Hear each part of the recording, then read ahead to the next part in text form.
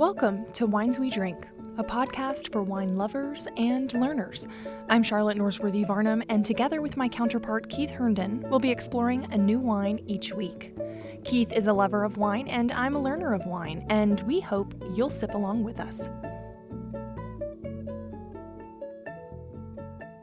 Hello, everybody. Welcome to Wines We Drink, a podcast where we drink wine and talk about it. And if that sounds like your idea of fun, then you're in the right place. I'm Charlotte Norsworthy Varnum, and I'm joined as always by my co-host Keith Herndon, a certified wine sommelier.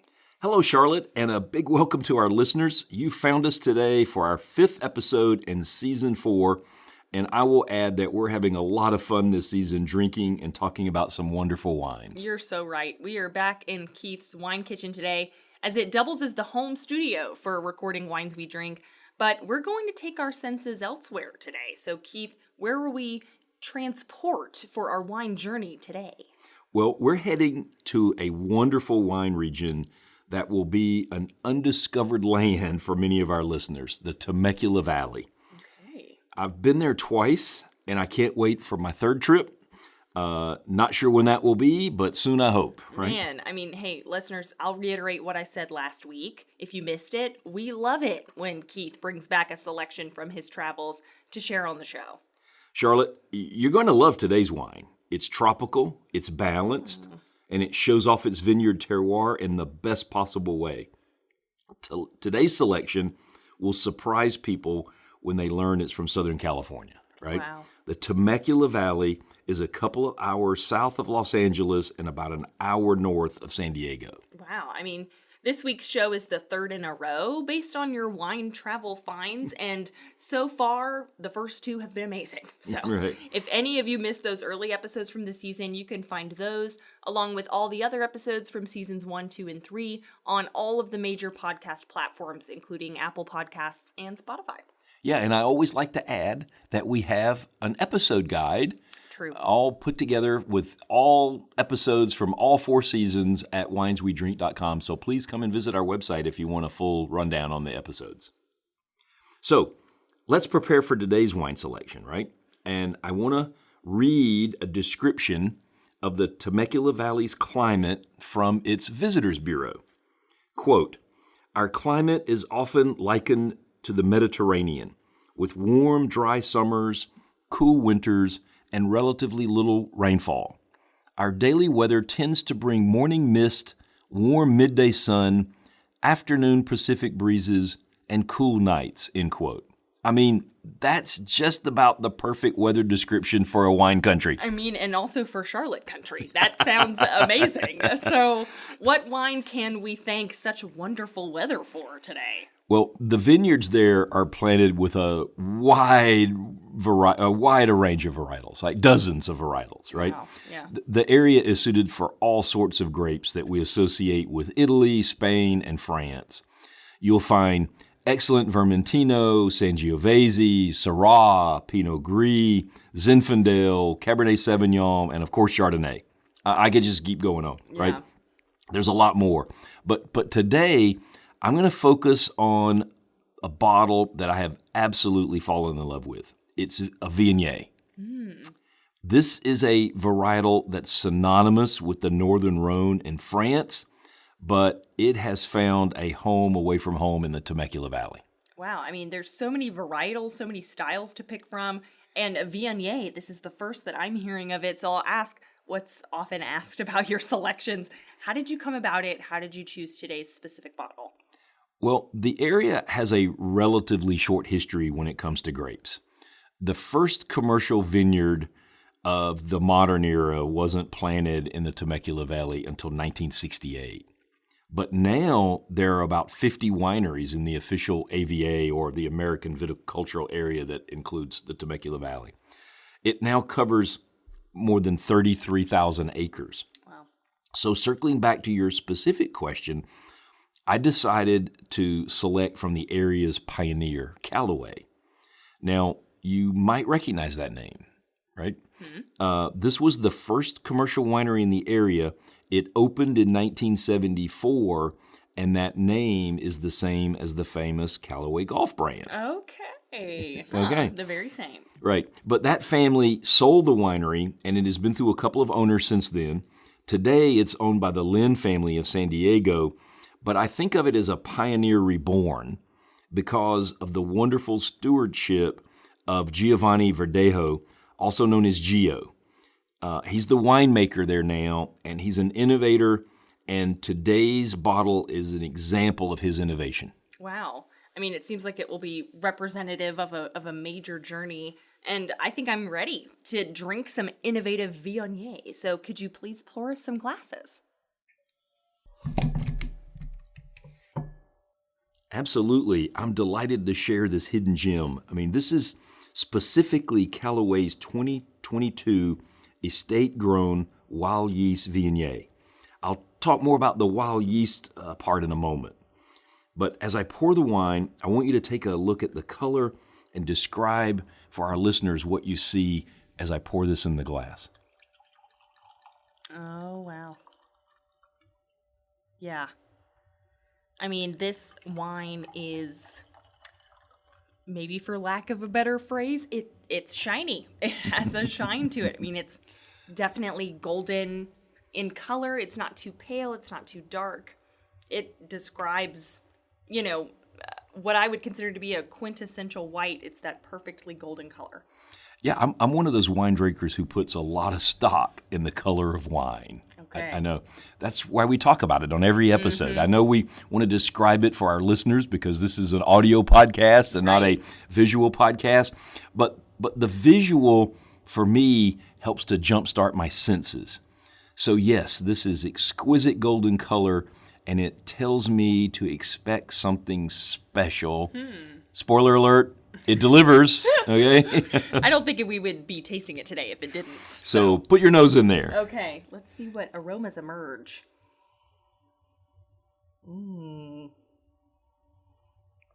Viognier is known as an aromatic varietal, so I'm really interested in hearing what your thoughts are here. Well, I mean, this glass is at least living up to that reputation of being quite aromatic. There's a lot of notes to unpack here.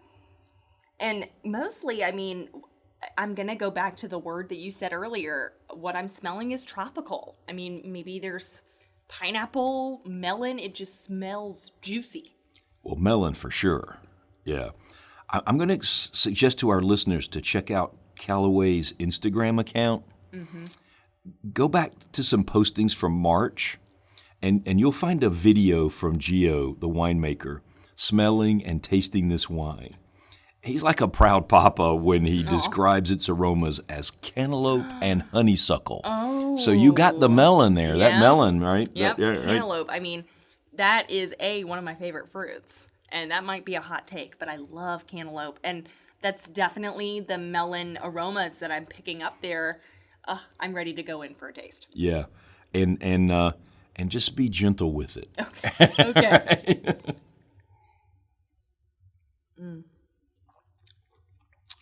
Wow. It is quite fruity, quite aromatic. The first note I'm getting is peach, really. There's also some citrus in there, and yeah, you definitely get the melon. I'm going to go back. Yeah, I noticed it was interesting when you tasted it, you also mentioned that it was aromatic because those aromas are really influencing the flavors that you get with this wine. It's wonderfully flavorful in many parts because it's wonderfully aromatic. Right. No, I think that's exactly right. And they really unwind when you're tasting and quite quickly, but there's still such fruitiness to it. I mean, especially going back to that peach and just other sort of orangey stone fruits. And there's definitely maybe some of those aromatics or vanilla, on the finish. Yeah, I mean, you're going to need a few tastes to unwrap the layers in this wine, right? Those vanilla notes are reminiscent of what you'd expect to find in a California Chardonnay, because most Chardonnays from California are oaked, right? They spend time in oak barrels. This Viognier spent some time in oak barrels where the wine picks up those vanilla flavor compounds. The winemaker's notes tell us that this wine was barrel fermented in French oak and then aged in French oak for 9 months. Nearly a quarter of that oak was new, so you're going to get some of those oaky characteristics. Yeah, that makes sense for the vanilla essence then. I mean, clearly the time that this wine spent in the oak barrels has added some flavor and texture, even if it's kind of complicated. But I'd love to revisit the name of this wine, which you said included wild yeast. That just made me think of yeast with like a cowboy hat on or something. What does that mean, and does it have anything to do with the taste? Yeast is a primary component of the winemaking process. Yeast is necessary to essentially eat the sugar in the grape juice and convert it to alcohol. So most winemakers simply use commercial yeast to jumpstart the fermentation process. But Callaway has a line of wines that don't use any commercial yeast. The wines are fermented with the natural or wild yeast. Okay. No cowboy hats involved, right? Okay. And that wild yeast exists all around us. As Gio put it, the yeast is in the air, in the vines, and on the grapes.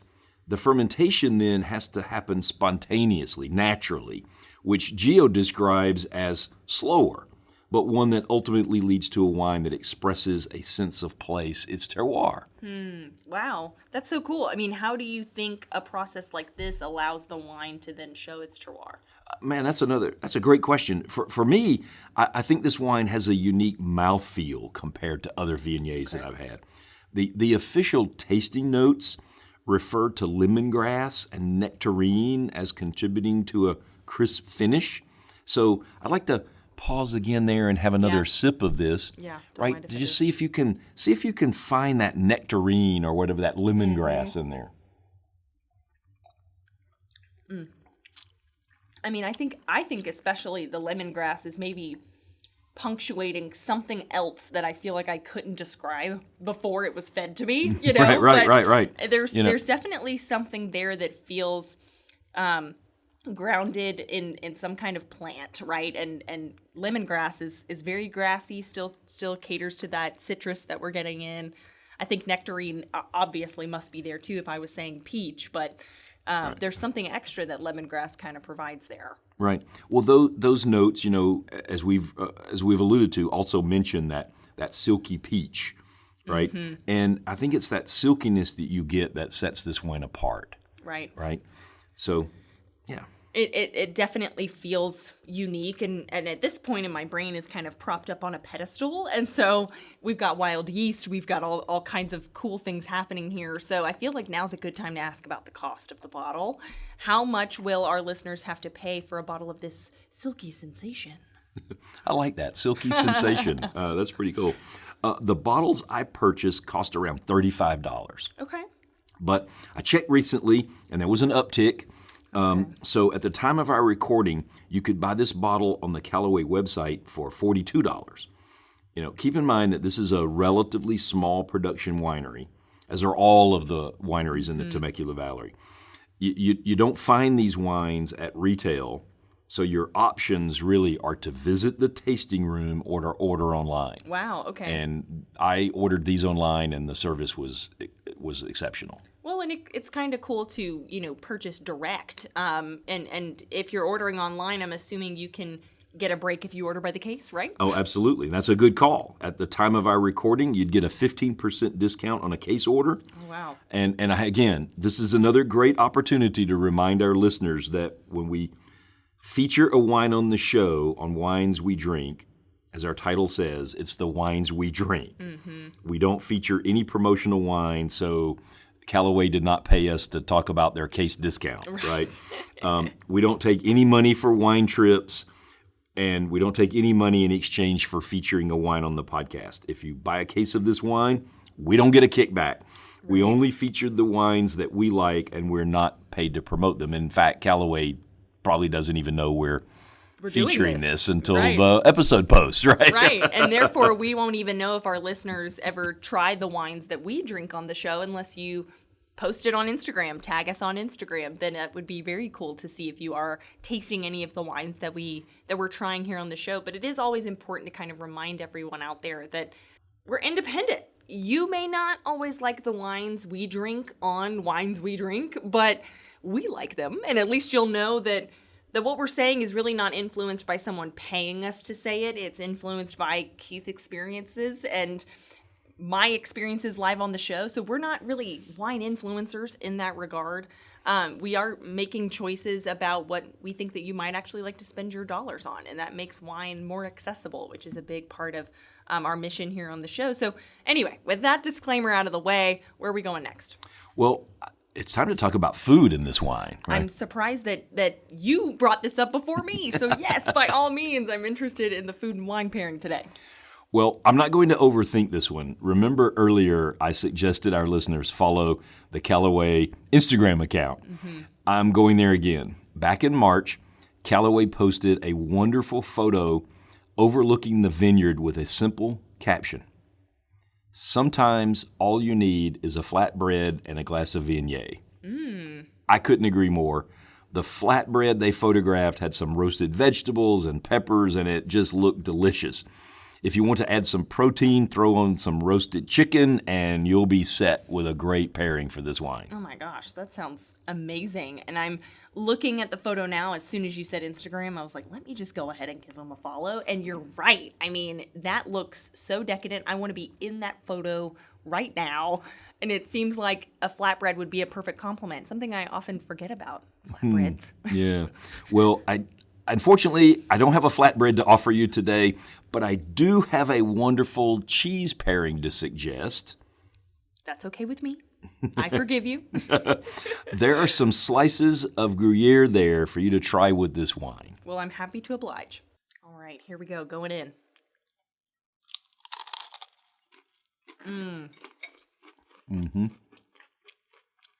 All right, got to pair with the sip.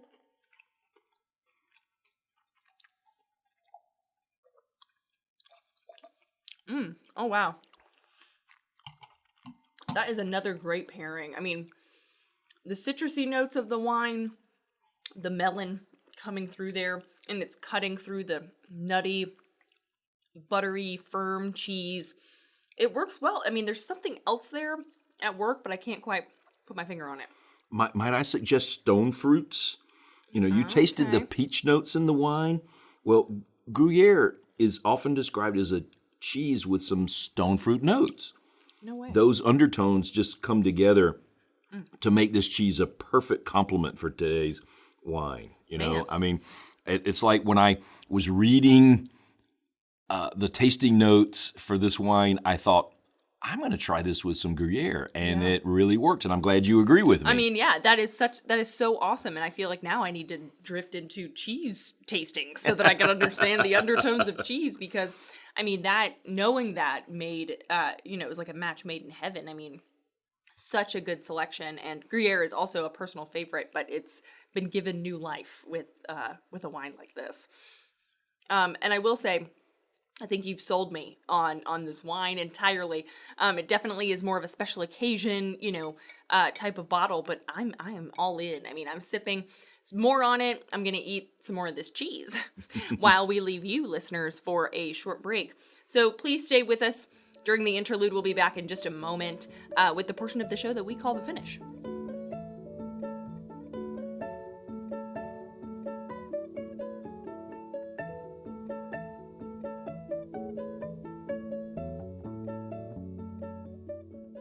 All right, here we go. We are back from break, ready to wrap up today's episode with a show segment we call The Finish. Someone's still munching over there. Yeah, I still, you came back from the break, and I'm still eating this wonderful cheese and drinking this wonderful wine. I mean, like the crisp finish on today's wine, we hope to leave you with some crisp insights that will keep us on your mind, and if anything, keep this cheese on your mind, because we can't keep our fingers off of it. So, Well, listeners, bear with me, right? Charlotte, I'd like to begin by talking about transformation. Okay. Right? What happens when something transforms, right? The dictionary defines transformation as a thorough or dramatic change. Indeed. Okay, where are you going with this? Well, I'd like to suggest to our listeners that the Temecula Valley is transforming. Okay. Right? It's experiencing a thorough and dramatic change in terms of its wine reputation. And for those of us who like good wine, this is a welcome transformation. Well, in what ways do you see this change happening? I think the best way to describe what I mean is to read an excerpt from Wine Enthusiast, because it kind of captures the sentiment that I want to get across here. Mm-hmm. Quote, surrounded by the tens of millions of fun-loving Californians from Los Angeles to San Diego, many Temecula Valley wineries historically emphasize tourism functions like bridal showers, vineyard weddings, and on-site restaurants, hotels, and spas rather than what's inside their bottles. Okay? That was the reputation of Temecula wines for a long time. Tourist wine. Wow. Okay. I mean, well, from the original weather description that you read earlier, I can see why tourists would flock to the area. I was already planning a trip. Okay. And that isn't a bad thing at all. I mean, Napa and Sonoma are also tourist destinations, right? Right. But there, the wine comes first. And that's what's beginning to happen in Temecula. That's the transformation. Quoting from Wine Enthusiast again, quote, a growing cadre of winemakers has begun upgrading Temecula's vinous profile through quality craftsmanship to compete with more established regions to the north. These producers dial in viticulture techniques, experiment with new cellar technologies, and explore the area's many microclimates, end quote. Wow, okay. I mean, that is a level up for sure. It's wonderful to see that so many producers there are really getting on board with making this quality wine. Absolutely. The area is almost perfect for making good wine. It's a valley between the Temescal and the Santa Ana Mountains and the maritime influence of the Pacific Ocean that creates the setting for this Mediterranean climate. But grapes also reflect the soil, and that's also why this area is so special. The soils are primarily made of decomposing granitic material, and said another way, it's sand. Okay, right? Yeah, okay. So these light sandy soils, they're light sandy loam. They're really poor soils, okay. which in the contrary way of grapes actually results in higher quality fruit. Who would have thunk? I mean, that sounds great. I mean, but I'm sure you're going to tell us there's a catch. I feel like something's coming. Well, not really a catch, but the area's climate poses a challenge for some grapes like today's Viognier. The writers at Wine Searcher explain it this way. In a warm climate, Viognier has a tendency to produce high sugar levels, and that sugar in turn converts to high alcohol, which could result in a flabby alcoholic wine, right? Lacking any sense of freshness. So when I first read the label on today's bottle, and actually I was in the tasting room at Callaway when I first looked at this label, I saw that it was 15.2% alcohol by volume, and I thought, oh no, that's high alcohol. This isn't going to be any good. That alcohol is way too high. But then I was in for a treat. It wasn't flabby. You don't get an alcoholic burn. What you get is a taut, crisp, balanced wine that is quite tropical and refreshing. That's transformative winemaking. That's what I was talking about. Okay, yeah. I mean, you've nailed it. Like, that is such an interesting way to describe. I mean, 15.2%. That is crazy. And you're right. I mean, I didn't even know that until you just mentioned it. And it is absolutely something that is so unique and so lovely to sip on and continue sipping on. And I will continue sipping on it, I guess, as we finish today's show here. So thank you for bringing those wine insights from a wine region that's really going to be on the radar of far more wine drinkers, including our own listeners in the coming years. For next week, what do you have planned? Believe it or not, next week is our 6th episode. Oh, man. I mean, this summer is kind of moving on by, but what do we always feature to celebrate the midpoint? Sparkling wine. Absolutely. Yay. And I'll say that I'm going to be treating you to a wonderful French sparkler, but it is not champagne. Oh, okay. Well, I'm looking forward to that explanation. So until then, thanks everyone for joining us today. And until next week, I'll see you then. Cheers. Yes, cheers everyone.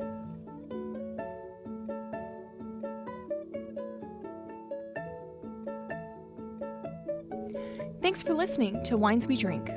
Listen to our other episodes anywhere you get your podcasts, and be sure to follow us on Instagram at The Wines We Drink, and check out our episode guides at wineswedrink.com. Cheers.